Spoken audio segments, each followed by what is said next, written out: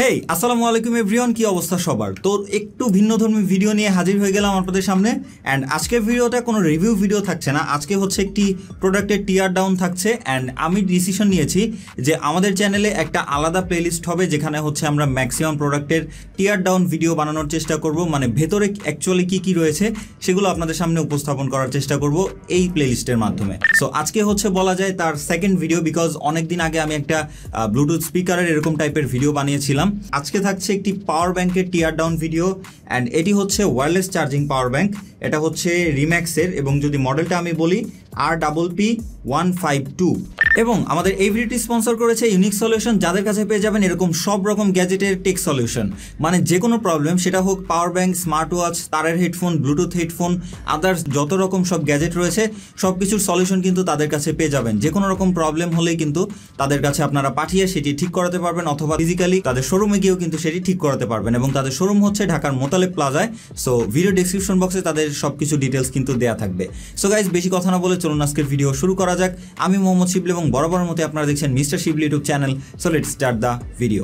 তো দেখতেই পাচ্ছেন এই হচ্ছে আমাদের পাওয়ার ব্যাংকটি, রিম্যাক্সের RPP152। তো এই হচ্ছে এর আনবক্সিং এর সাথে একটা কেবল, পাওয়ার ব্যাংক, এই হচ্ছে টুকটাক জিনিস।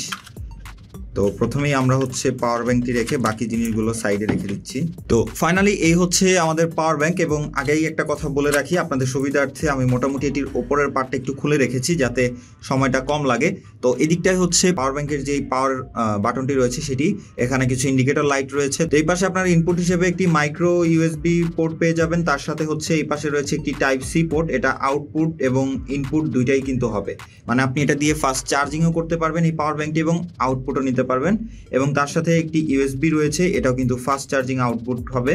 তো এই হচ্ছে এর পোর্টস অ্যান্ড বাটন। তো প্রথমেই যদি হচ্ছে আমরা এর বিল্ড কোয়ালিটির কথা বলি, বিল্ড কোয়ালিটি কিন্তু প্রচুর শক্ত ছিল, যার জন্য এটা খুলতে কিন্তু আমার প্রচুর প্রেশার লেগেছে।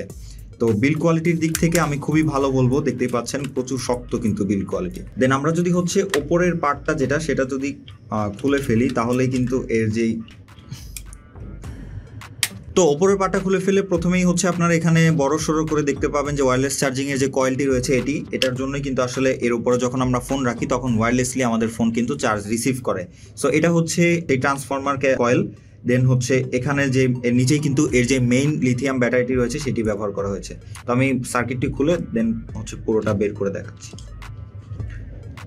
তো দেখতেই পাচ্ছেন এই হচ্ছে একদমই সার্কিট বোর্ড সাথে ব্যাটারি, আর এই হচ্ছে এর কেস। তো কেসটা আমরা সাইডে সরিয়ে রাখছি।